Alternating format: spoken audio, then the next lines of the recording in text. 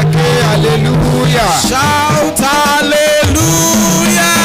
Hallelujah.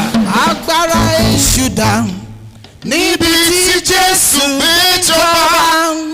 Agbára èṣù dà kò sí òtìwó.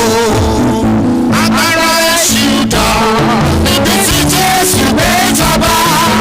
Agbára èṣù dà kò sí òtìwó. Láti àkókò nìyẹn o. Agbára èṣù dà níbi tí Jésù gbé jọba. Agbára èṣù dà kò sí òtìwó. Agbára èṣù dà níbi tí Jésù gbé jọba. Agbára èṣù dà kò sí òtìwó. Agbára èṣù dà níbi tí Jésù gbé jọba. Agbára èṣù dà kò sí òtìwó. Kò sí òtìwó.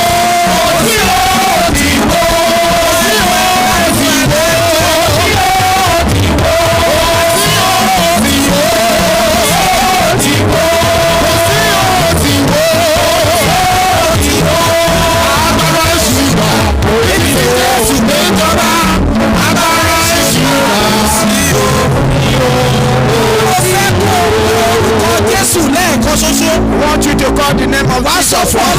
You will tell God every manifestation of the power in my life, in the life of wife, in the life of our children. I use the blood of Jesus to attack you in the name of Jesus. Turn into prayer.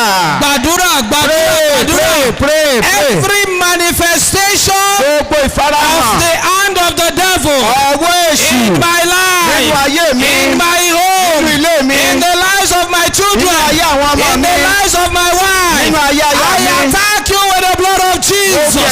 I attack you with the blood of Jesus. I attack you with the blood of Jesus. Come on, open your mouth and pray. Open your mouth and pray. Open your mouth and pray. Every manifestation of the hand of the devil in my life, in my home, in the lives of my children, I attack you now. In the name of Jesus. In Jesus' mighty name we pray. Lift up your hands unto the Lord. Lift up your two hands. You will cry unto God. My glory will not sink in the ocean of life.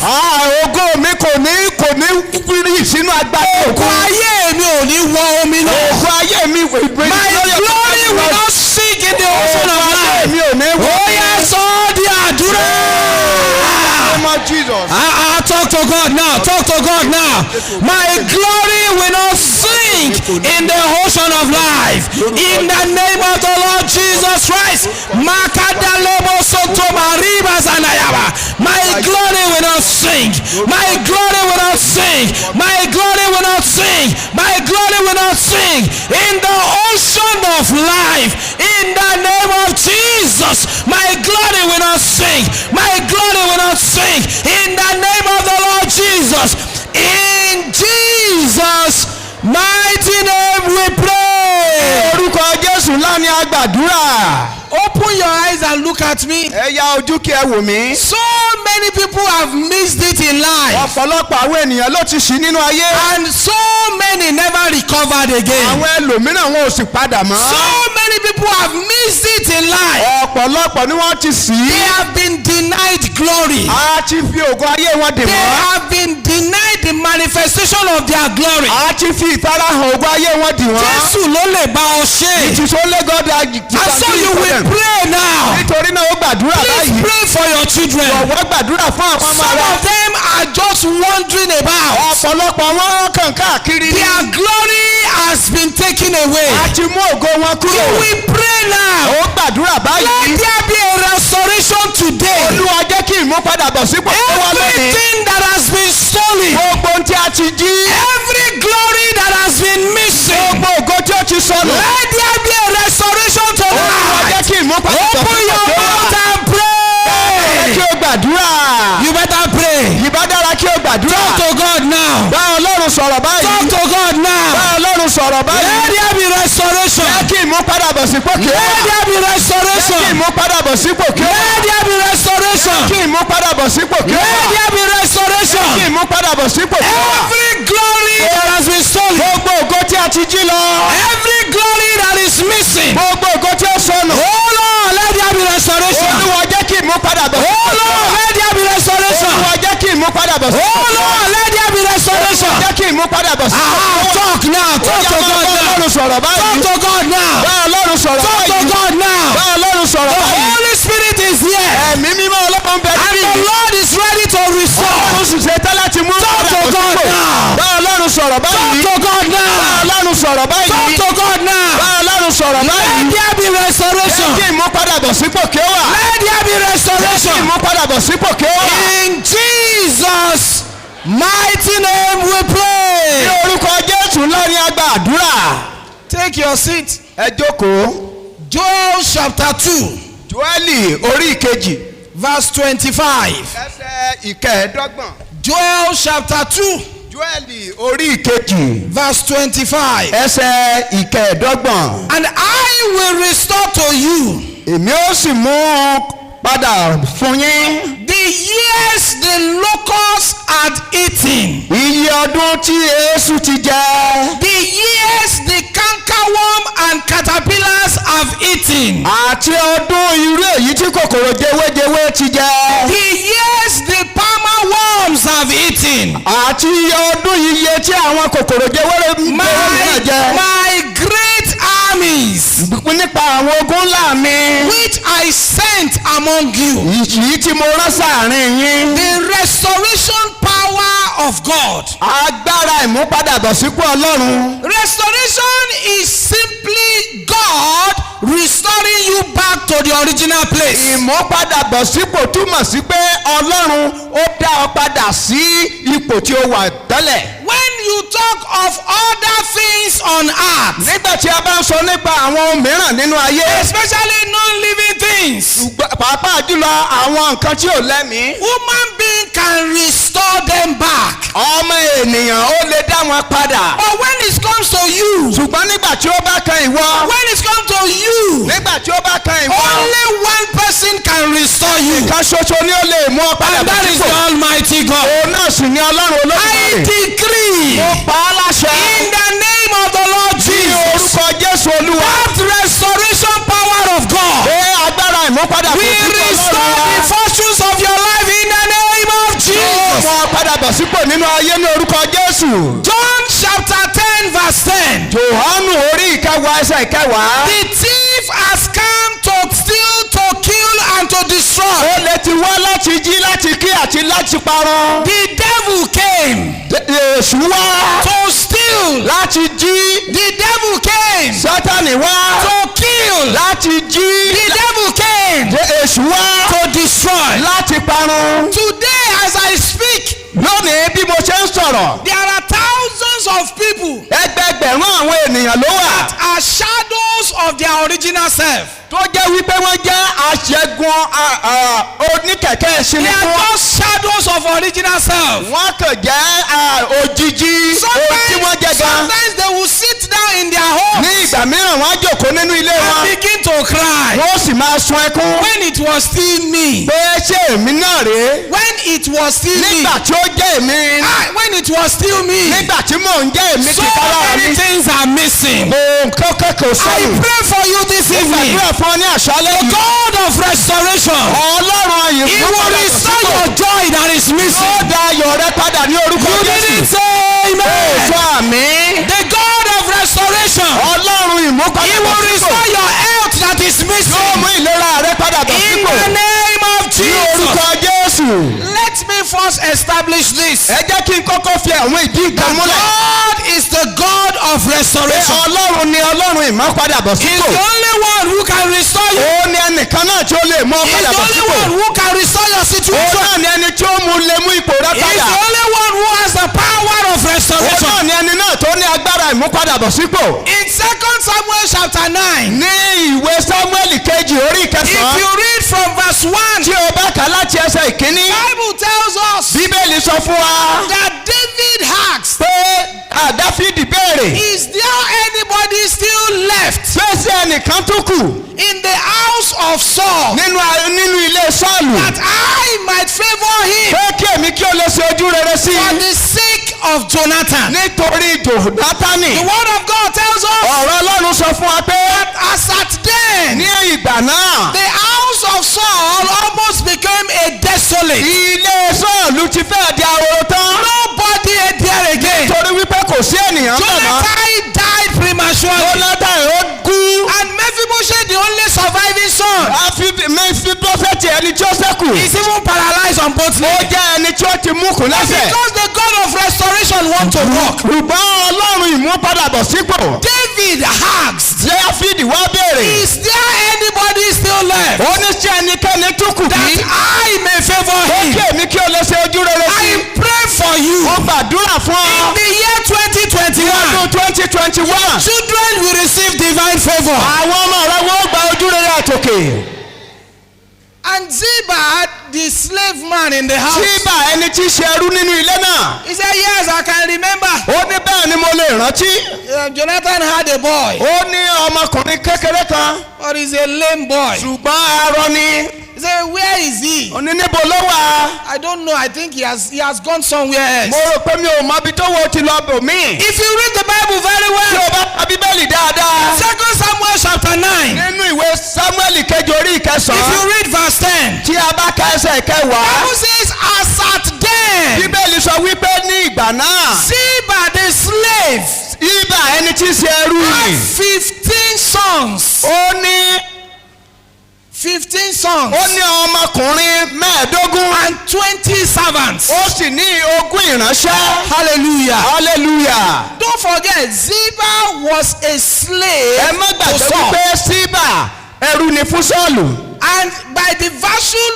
of the death of Saul, Nípa ikú Sọ́ọ̀lù. he became a slave to Jonathan. Ó wá di ẹrú sí Jónátánù. By the virtue of the death of Jonathan, Nípa ikú Jónátánù. he was supposed to be a slave to Mephibosheth. Ó yẹ kó jẹ́ ẹrú fún Mèfíbóṣẹ́tì ni. But because Mephibosheth cannot walk, Ṣùgbọ́n nítorí pé Mèfíbóṣẹ́tì ò lè rìn. Ziba took over the house. Síbà wá gba ilé.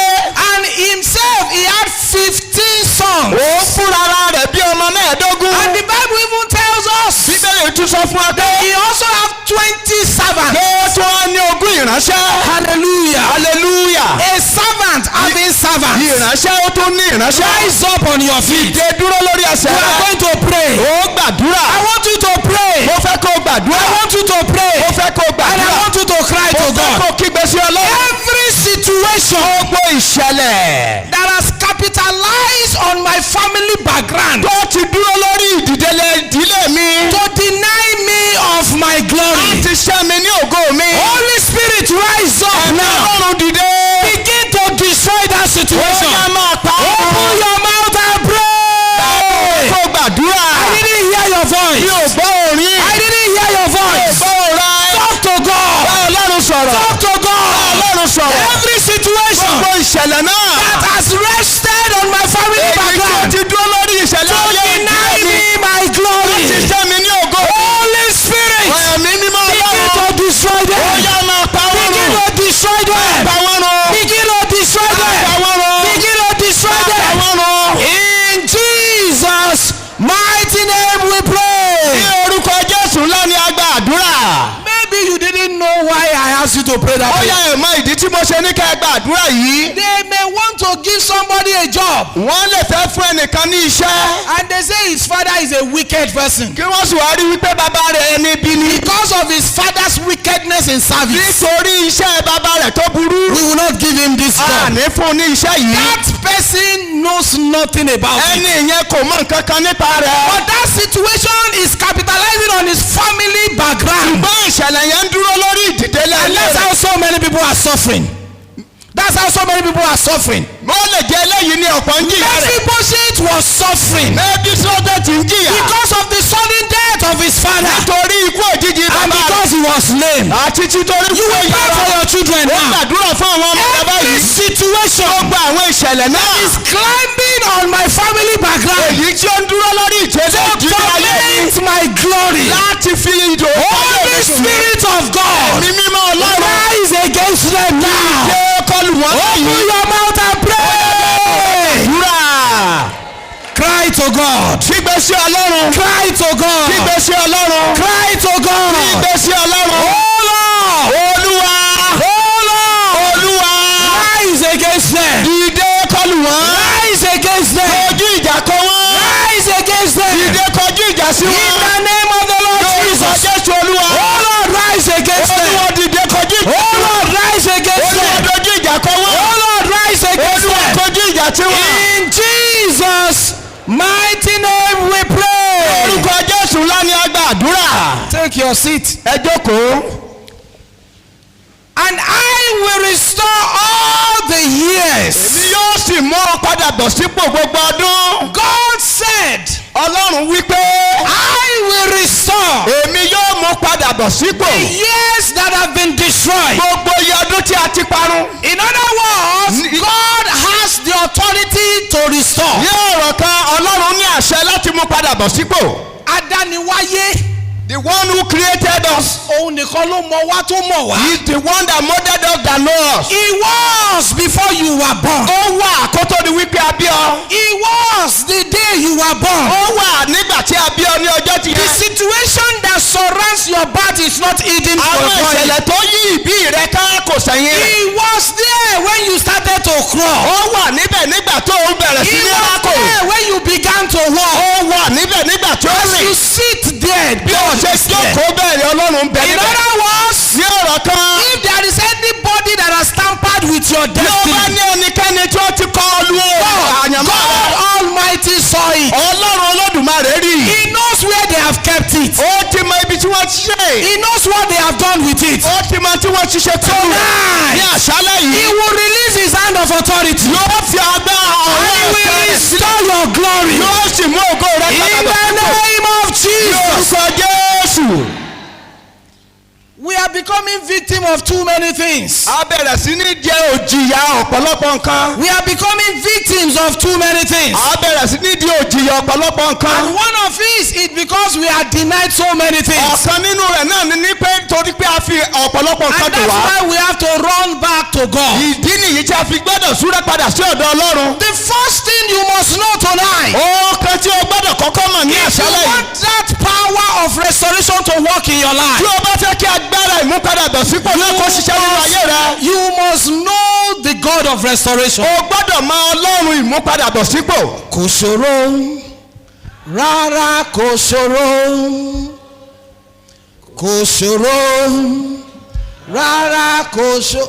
Ẹ lánàá kẹ́kọ̀ọ́ ni. Open your mouth and sing. Kò ṣòro fẹ́lẹ́ dá mi láti sọ̀rọ̀ mi dayọ̀ kò ṣòro. Kò ṣòro, kò ṣòro. Kò ṣòro, kò ṣòro rárá kò ṣòro. Kò ṣòro rárá kò ṣòro. Kò ṣòro fẹ́lẹ́ dá mi láti sọ̀rọ̀ mi dayọ̀. Kò ṣòro, kò ṣòro, kò ṣòro.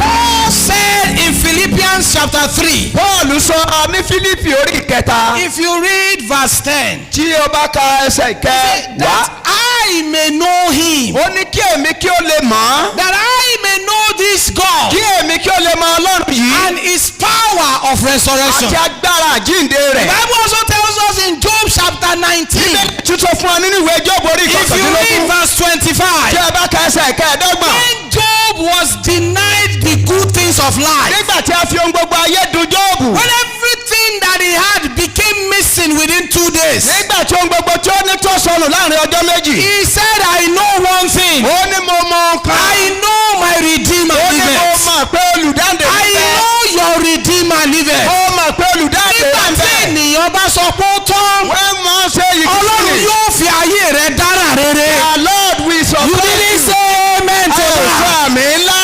Nígbà tí alágbára ayé bá sọ pé ó tán. When the powerful man of the world Jésù say yóò fi ayé rẹ̀ dára rere. so will surprise In your the life. name of Jesus. Lórúkọ Jésù. You must know this God of restoration. O gbọ́dọ̀ mọ Ọlọ́run If there is anything you yìí. must know, Tí o bá ní ohun tí o gbọ́dọ̀ mọ̀. you must know this God. O gbọ́dọ̀ mọ Ọlọ́run yìí. The world today is in need of restoration. Ayé lónìí ó nílò ìmúpadàbọ̀sípò.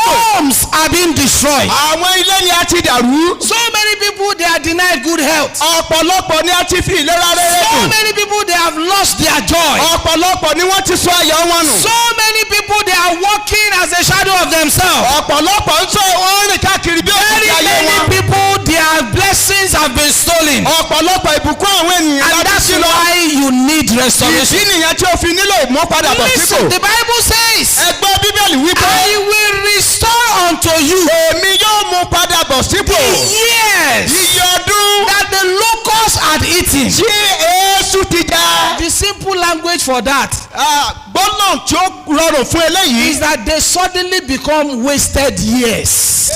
Iye ọdún tí a ti fi ṣòfò. They are wasted years. Àwọn ọdún tá a ti fi ṣòfò. God said, Ọlọ́run wípé those years that are wasted, gbogbo ọdún tí a ti fi ṣòfò. I will restore them. Èmi ó dáwọ́ padà. The Bible talk of wasted years Bíbélì sọ fún ọ nípa ọdún tí ó ti as a ṣòfò. period that nothing good is happening. Tó jẹ́ pé àkókò yóò sí nǹkan rere You tí ń are not ṣẹlẹ̀. recording any success. Ó tí a lè sọ pé ó rere Period nìyí. that is difficult to comprehend. Ó jẹ́ àkókò tó jẹ́ ìṣẹ̀lẹ̀ tí ó bí There are láti some lè rántí. signs that you will see. Àwọn àmì kan bẹ tí èèyàn ó rí. That you will know that this is a period of wasted Tí years. ìwọ gan fi mọ̀ pé àkókò ìfisòfò Number lẹ́yìn. one, Ìkíní. you will see yourself struggling without success. Ó máa rí wípé òun làkàkà láì ní oríire. I was reading the Bible this morning. Wọ́n ka Bíbélì ní òwúrọ̀ yìí. I read 1 Corinthians chapter 15, Ka Kọ́ríńtì kínní orí kẹẹ̀ẹ́dógún. verses 40 and 41. Ẹsẹ̀ ogójì àti ìkọkànlélógójì. I was afraid, Ẹ̀rù bà mí. as if I have never read it before. Bíi pé n ò ti kárí. The Bible says, Bíbélì wípé glory ògo differs from glory. ó yàtọ̀ ní ògo. Hey, the Bible says, Bíbélì wípé there is a different glory for the star. ó ní ògo tí ìràwọ̀ yàtọ̀. There is another different glory for the moon. Ògo tí òṣùpá yàtọ̀. There is another different glory for the sun. Ògo tí òrùn náà tó Do you yàtọ̀. know the first thing that came to my mind? Ẹ mọ ohun àkọ́kọ́ tó wá sí There ọkàn mi. is nothing God has created that doesn't have a glory. Kò sí ohun tí Ọlọ́run dá tí ò ní ògo tirẹ̀. Nothing. Kò sí ohun náà. Nothing. Kò sí ohun náà. There is nothing He has made Kò sí ohun tí ó ti dá that doesn't have a tí glory. ò ní ògo. If you see a peacock in his glory, Tí a bá rí ẹyẹ ọ̀kín, ọ̀kín. if you see them in their glory, Bẹ́ẹ̀ bá rí wọn nínú ògo you wọn. will look at it and shake your head. Ẹ ó rí wọn a ó mi orí. If you see a mango tree in the days of his glory, Tí a bá rí igi mango, igi mángòrò. you will look at it and shake your Ẹ head. ó rí a ó sì mi orí. You have your own glory. Ìwọ náà ní ògo tirẹ̀. God has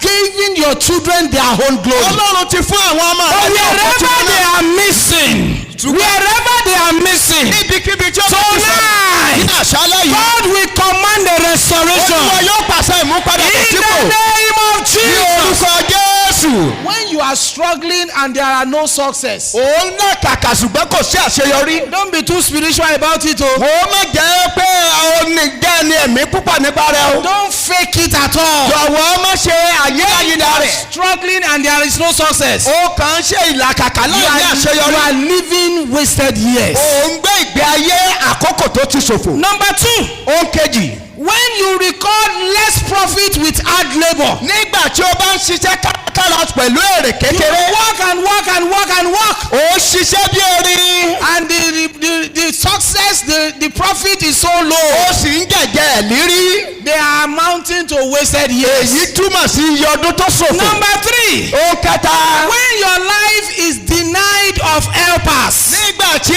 olùrànlọ́wọ́ bá jìnnà sí ayé rẹ̀. Ọlọ́run ní sọ̀kalẹ̀ kó wá ràn yàn kankan The lọ́wọ́. Lord will not come down and help you. Èèyàn ló máa ń rán sí yàn. He send man to man. If you discover that you are not finding helpers in Tí your o bá life, rí wípé o rí olùrànlọ́wọ́ ní you ayé are rẹ̀. living a time of wasted O years. ti ń rí àmì Number àwọn four. àkókò tí a ṣòfò. Number four, Ìkẹrin. when your mates are going forward Nígbà tí àwọn akẹgbẹ́ rẹ bá ń and tẹ̀síwájú. they have left you behind, Wọ́n sì ti fi ọ sẹ́yìn. when you begin to look at your mates, Nígbà tí o bá bẹ̀rẹ̀ sí ní wo àwọn they akẹgbẹ́ are rẹ. gone Wọ́n ti lọ and you jìnnà. are still behind. Ìwọ sì tún wà It is lẹ́yìn. another dangerous sign of wasted ó tún years. jẹ́ àmì búburú ọdún tí a fi ṣòfò. And the last one there. èyí tí ó kẹ́yìn níbẹ̀. When you are recording backwardness. nígbà tí o bá ń rí ìpadà sẹ́yìn. Everything you are doing, it is retrogressing. gbogbo tó ń ṣe àmúpadà sẹ́yìn It ló is mú just wá. going back. ó ń lọ padà It is sẹ́yìn. just going ó back. kàn ń rẹ̀yìn ní. It is just going back. ó ń lọ sẹ́yìn ní. They are wasted years. wọ́n jẹ́ ọdún tí a fi ṣòfò. Wasted years are years when you have missed the instruction of the Holy Spirit. àwọn ọdún tí a fi ṣòfò ní àwọn ọdún tí a ti ṣí àwọn ìfilọ̀ Ọlọ́run Olódùmarè ní mímọ́. Missed the instruction of the Holy Spirit. ó ti ṣí ìkìlọ̀ There mímọ́. are years that can be regarded as years of nothing to show for. wọ́n lè jẹ́ ọdún tí a lè sọ wípé ọdún tí èèyàn ò rí nǹkan kan So fi sọ wípé tí mo God ṣe rè. God said, Ọlọ́run wípé I will restore those years. èmi yóò dán ọdún náà For padà bọ̀ sípò. every one of you that has record of wasted years. gbogbo ẹ̀yin tí ẹ ti ní àkọsílẹ̀ In ọdún yìí. 2021. ní ọdún In 2021 yìí. 2021. ní ọdún 2021. God will restore